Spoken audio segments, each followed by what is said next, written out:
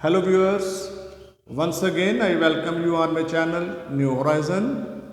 इल्म, सच्चाई और बहादुरी से मोहब्बत रखने वालों को एक बार फिर से मेरा सलाम। स्टूडेंट्स, आज की वीडियो में हम दो टॉपिक्स को डिस्कस करेंगे। नंबर 1 डैम्प्ड ऑसिलेशन और नंबर 2 वेव मोशन। एक्चुअली जो ऑसिलेशन से जो केसेस को हम डिस्कस कर रहे थे वो ख़त्म हो चुके। मैं इसको यूँ कहता हूँ कि हमने हाफ चैप्टर आज हम जब डैम्प्ड ऑसिलेशन को पढ़ लेंगे तो हाफ चैप्टर हमारा ख़त्म हो जाएगा, लेकिन हम सेकंड हाफ को आज ही स्टार्ट करेंगे। ठीक है जी। मैं उम्मीद करता हूँ कि आपने मेरे प्रीवियस वीडियोस को ज़रूर देखा होगा। सिंपल हार्मोनिक मोशन से रिलेटेड कॉन्सेप्ट आपके यकीनन कवर हो चुके होंगे। हमने 3 केसेस को डिस्कस किया है, सिंपल हार्मोनिक मोशन को इन्वेस्टिगेट किया है। आज हम जो है वो आगे चलते हैं। तो स्टूडेंट्स, इससे पहले कि हम आगे बढ़ें, मैं आपसे ये कहना चाहता हूँ कि अगर आपको ये वीडियो हेल्प आउट कर रही हैं तो प्लीज़ कमेंट्स में ज़रूर फीडबैक दीजिए, क्योंकि ये फीडबैक देना फ्री है। ये वीडियोस आपके लिए फ्री हैं, फीडबैक देना भी आपके लिए फ्री है, इसमें पैसे नहीं लगते। तो प्लीज़ फीडबैक देने में कंजूसी मत करें। वो मेरे लिए फ्यूल का काम करता है, वो मुझे एनर्जी देता है कि मैं आपके लिए नई वीडियो बनाऊं। अगर आप ऐसा नहीं करेंगे तो मैं लंबा टाइम आपको वीडियोस प्रोवाइड नहीं कर पाऊंगा। एनर्जी ख़त्म हो जाती है ना, पेट्रोल ख़त्म हो गया, गाड़ी रुक जाएगी। ठीक है, वीडियोस को लाइक कीजिए, शेयर कीजिए। चैनल पे पहली दफ़ा आए हैं, कंटेंट अच्छा लगे तो प्लीज़ सब्सक्राइब कीजिए। अगर आप पेरेंट्स हैं तो अपने बच्चों को रेफ़र कीजिए, बच्चों के लिए सब्सक्राइब कीजिए। अगर आप टीचर हैं तो ये आपको हेल्प आउट कर सकता है, आप इससे सीख सकते हैं। उसके बाद अगर आप स्टूडेंट हैं, आपको ये वीडियोस अच्छी लग रही है, दूसरे स्टूडेंट्स को बताइए ताकि दूसरों को हेल्प मिल सके। Thank you. अभी हम चलते हैं नेक्स्ट अपने टॉपिक की जानिब।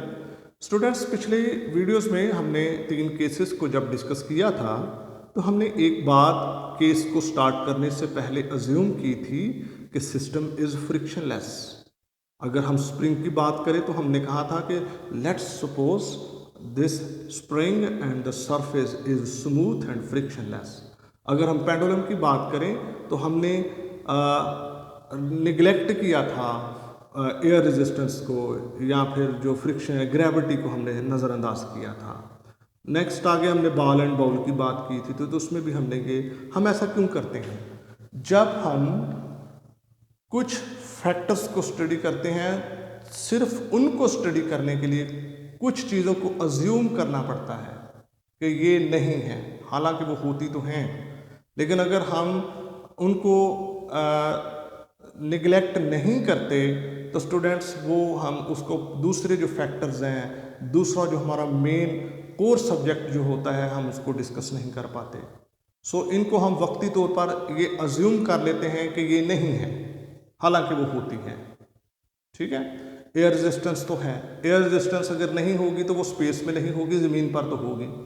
ठीक है, स्प्रिंग में और उसकी जो स्मूथ सरफेस है उसमें फ्रिक्शन तो होगी, आप उसको कम कर सकते हैं, कोई लुब्रिकेट कर लीजिए, ऑयलिंग कर लें, वो कम तो हो जाएगी लेकिन ख़त्म नहीं होती। प्रैक्टिकली हम इन चीज़ों को ख़त्म नहीं कर सकते, लेकिन चीज़ों को, या जब हम किसी केस को स्टडी करते हैं तो उसके दूसरे फैक्टर्स जो होते हैं उनको हम स्टडी करने के लिए हम क्या करते हैं, इन चीज़ों को जो हमारे लिए रुकावट होती हैं या उन फैक्टर्स के ऊपर असरअंदाज होती हैं या उन केस को डिस्टर्ब करते हैं, हम उनको नज़रअंदाज कर देते हैं वक्ती तौर पर। ओके, आज हम बात कर लेते हैं डैम्प्ड ऑसिलेशन।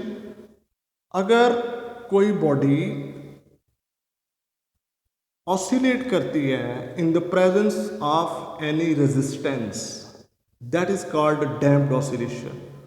पिछले केसेस में रेजिस्टेंस नहीं, हमने उसको नज़रअंदाज किया था, लेकिन प्रैक्टिकली आ जाए तो वो है। अगर कोई बॉडी मूव करती है, इसमें in the presence of some resistive force, in the presence of some resistance, that is called damped oscillation. उस बॉडी को हम डैम्प्ड ऑसिलेटर बोलेंगे और मोशन जो है वो क्या होगी, डैम्प्ड ऑसिलेशन। इसमें होता क्या है, होता ये है, चूँकि रेजिस्टेंस मौजूद है, अब हम उसको निगलेक्ट नहीं कर रहे, वो मौजूद है, मौजूद होने की वजह से फ़र्ज़ कर लीजिए ये उसकी लाइन रिप्रेजेंट करती है उसकी मीन पोजीशन को। लेकिन अगर मैं इस बॉडी को फ़र्ज़ कर लीजिए वो स्प्रिंग ही है, तो वो मूव करते करते अगर वो ये इसका एम्पलीट्यूड है, मैक्सिमम डिस्प्लेसमेंट जो है वो इसको हम इधर कह लेते हैं कि ये क्या है, डिस्प्लेसमेंट। लेकिन रेजिस्टेंस की वजह से वो क्या करेगा, इसको असूली तौर पे तो यहाँ पे आना चाहिए था, लेकिन चूंकि रेजिस्टेंस है, रुकावट है बीच में, वो क्या होती हैं, कहाँ से आती हैं, ये अभी मैं बात करता हूँ बाद में, तो वो यहीं से वापस हो जाएगा। ठीक है, अगर इधर से हो गया, रेजिस्टेंस ना होती तो इसको इधर आना चाहिए था, लेकिन वो इधर आहिस्ता आहिस्ता फिर अगले चक्कर में आएगा तो इधर, फिर उधर, आहिस्ता आहिस्ता वो रुक जाएगा। आप हवा में एक रस्सी ले लें, रस्सी के साथ पेंडुलम बांध दीजिए, बांधने के बाद पेंडुलम को डिस्प्लेस करके छोड़ दीजिए, वो मूव करेगा, it will move like this, लेकिन आहिस्ता आहिस्ता आहिस्ता आहिस्ता वो रुक जाएगा। क्यों? कि वो रेजिस्टिव मीडियम में ऑसिलेट कर रहा है। रेजिस्टेंस कौन कौन सी? एयर रेजिस्टेंस जो बॉल को फेस करनी पड़ती है, जो रस्सी को फेस करनी पड़ती है। Number 3, force of gravity, gravity भी उसको फोर्स करती है कि वो रुक जा, ग्रेविटी यही है, ये कहते pull towards the center of earth, तो उसको स्टेबल करने में जो है वो रुकावट है। सो जब तक उसके अंदर वो एनर्जी जो हमने उसको डिस्प्लेस करके प्रोवाइड की है, यानी कि रिस्टोरिंग फोर्स जो है, रिस्टोरिंग फोर्स जब ख़त्म हो जाएगी तो बॉडी जो है वो रेजिस्टिव मीडियम के अंदर क्या करेगी, स्टॉप हो जाएगी, it will stop oscillating. Next आगे हम देख लेते हैं एक एग्जांपल डैम्प्ड ऑसिलेशन की, वो है एक गाड़ी के अंदर लगा हुआ शॉक। आपकी बुक के अंदर भी एग्जांपल मौजूद है। आप एक गाड़ी में देखें अगर, तो वो जो शॉक होता है वो एक स्प्रिंग होता है और वो एक सिलेंडर में बंद होता है, और स्प्रिंग सिलेंडर में बंद और ऊपर उसके ऑयल या कोई भी लुब्रिकेट जो है, उस लुब्रिकेंट हमने यूज़ किया होता है। ऑयलिंग शॉक, मोटरसाइकिल का शॉक जो होता है उसके अंदर भी ऑयल होता है, सही। अब ये करता क्या है, जब रोड के ऊपर गाड़ी चलती है, जब बम्पी रोड्स जब आते हैं, तो हो सकता है अगर जंप्स वगैरह ज़्यादा हैं, रोड ज़्यादा टूटा हुआ है, तो गाड़ी का पहिया जो है वो ज़्यादा वाइब्रेट करेगा। तो अगर शॉक ना हो गाड़ी में तो वो झटका पैसेंजर भी फील करेगा, ठीक है, जो हमारे लिए परेशानी का सबब बनता है। लेकिन गाड़ी में डाल दिया अब हमने शॉक, जब शॉक लगा देंगे उसमें तो उसका क्या होगा, पहिया तो वाइब्रेट करेगा, वायलेंटली वो मूव करेगा, लेकिन उसमें होगा क्या, अब जो झटका होगा या जो अब मूव करने की वजह से जो शॉक के अंदर स्प्रिंग है, वो उसके अंदर जो पोटेंशियल एनर्जी सेफ होगी वो आगे पैसेंजर तक ट्रांसफ़र नहीं होगी। ठीक है, गाड़ी पहिए ने वो ऑसिलेट किया, ओके, रिस्टोरिंग फोर्स उसमें जमा हो गई, किसमें, स्प्रिंग में। अब स्प्रिंग जो है वो उस एनर्जी को पैसेंजर तक नहीं लेके जाएगा, बल्कि उसके गिर्द जो ऑयल मौजूद है वो पोटेंशियल एनर्जी कंज्यूम हो जाएगी इन हीटिंग द ऑयल। ज़्यादा जंप लगेंगे, वो ऑयल गर्म हो जाएगा। सो ये वाली एनर्जी जो है, पोटेंशियल एनर्जी जो बम्प्स लगने की वजह से स्प्रिंग में जनरेट होती है, that is converted into heat energy. ठीक है, अगर वो ऑयल वगैरह नहीं होगा, स्प्रिंग नहीं होगा, तो वो एनर्जी पैसेंजर को जाके झटका लगेगा। ठीक है, सो ये है जी स्प्रिंग की मूवमेंट इन रेजिस्टेंस, ठीक है, इन the presence of resistive force, इसको हम बोलते हैं डैम्प्ड ऑसिलेशन। इसके गिर्द ऑयल वगैरह जो लगा होता है, रेजिस्टेंस स्प्रिंग जो है वो फील करता है। ठीक है, so this is example of damped oscillation. आगे हम चलते हैं नया पार्ट सेकंड हाफ की जानिब, दैट इज वेव। वेव क्या होती है स्टूडेंट्स? सबसे पहले आप इसको एक्टिविटीज़ की मदद से हम देखते हैं। फर्स्ट कर लीजिए, आप एक घर में एक टब ले लें पानी का, आजकल तो फ्री होते हैं, ले ही लेना, पानी से भर दें उसको। पानी से भरने के बाद जो है आप उसके अंदर पेंसिल को डिप कीजिए लाइक दिस।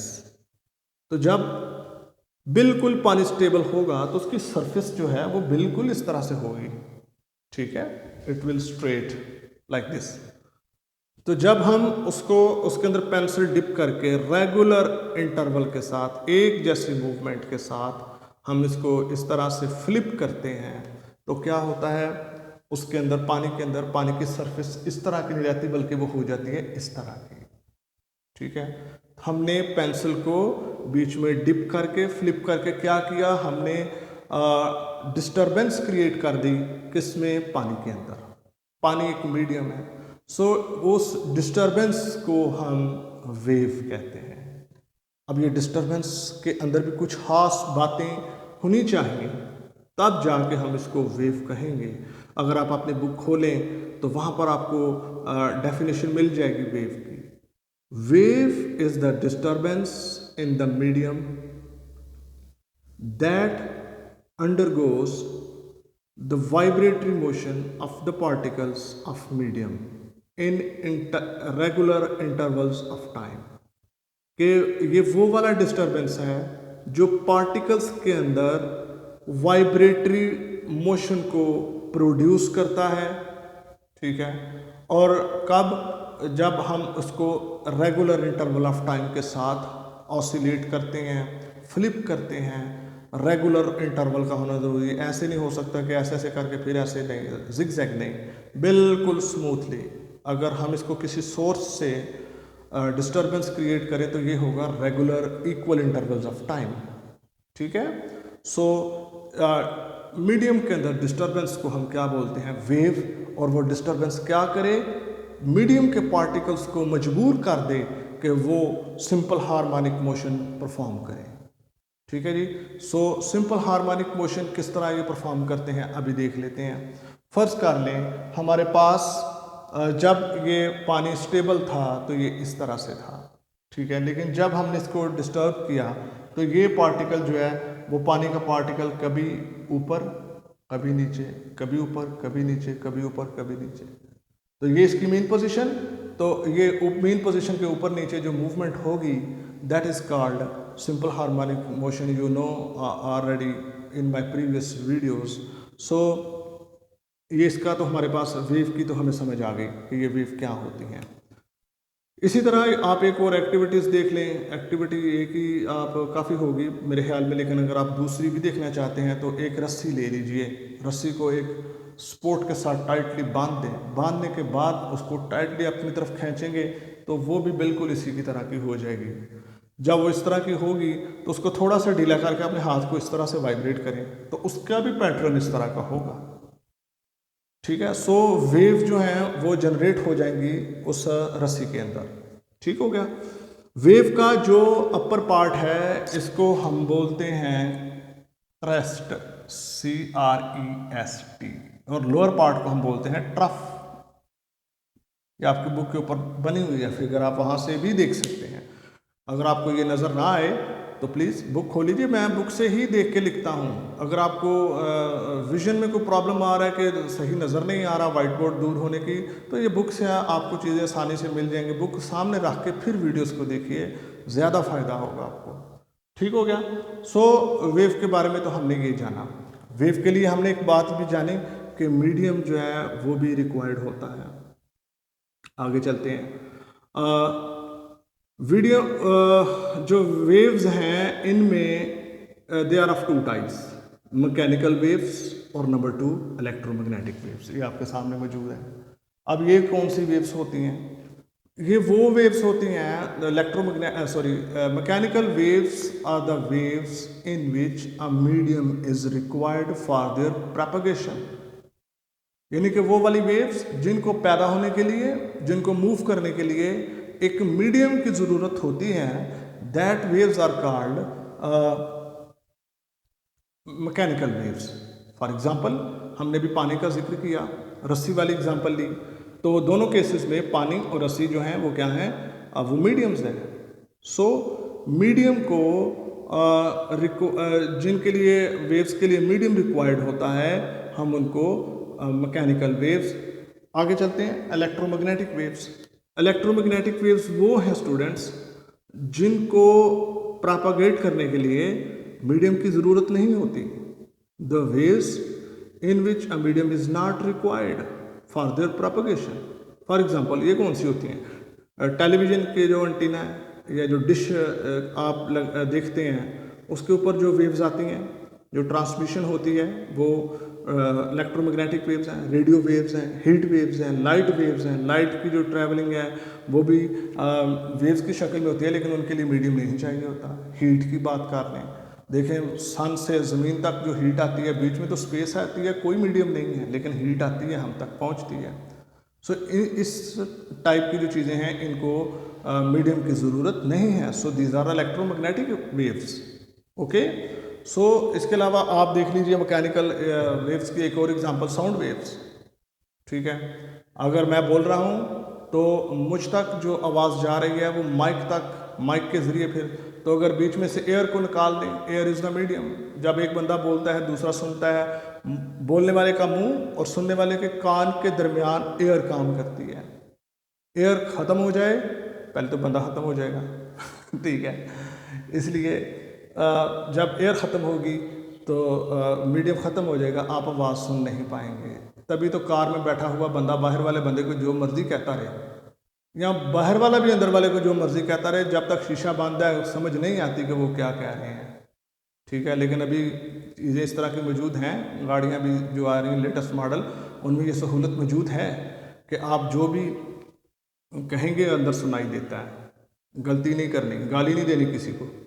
ठीक है जी, लेकिन जब शीशा बंद होता है गाड़ी का, विंडो ऑफ होती है, आप तो उसमें आप उसको क्या करते हैं, आप बोलते हो, आवाज़ बाहर नहीं जाती। दरवाज़ा आप इसी तरह दरवाज़ा शट कर दें आप, ठीक है, तो आवाज़ बाहर वाली अंदर नहीं जाएगी, क्योंकि उसको मीडियम नहीं मिल रहा, उसको हवा क्रॉस नहीं हो रही। आवाज़ की वेव्स को प्रोपोगेट करने के लिए एयर चाहिए, एयर मौजूद नहीं है, या एयर मूव नहीं कर रही एक जगह से दूसरी जगह पर, क्योंकि हमने दरवाजे को क्या शट कर दिया हुआ है। तो क्या हो जाएगा, हम उसको this type of waves are called mechanical waves and electromagnetic waves. Students, मैं उम्मीद करता हूं कि आपको वीडियोस हेल्प आउट कर रही होंगी, आपको टॉपिक की भी समझ आ चुकी होगी। मज़ीद 2 टॉपिक्स लगेंगे, 2 वीडियोस मज़ीद लगेंगी तो ये चैप्टर ख़त्म होने को है। अच्छा स्टूडेंट्स, यहाँ पर याद रखें कि ये ज़रूरी नहीं कि जो मैंने एक वीडियो में आपको टीच किया वो आप एक ही सिटिंग में प्रिपेयर करें। नहीं नहीं नहीं, ऐसा नहीं है, आपको ज़्यादा दिन लग सकते हैं, बल्कि लगाइए।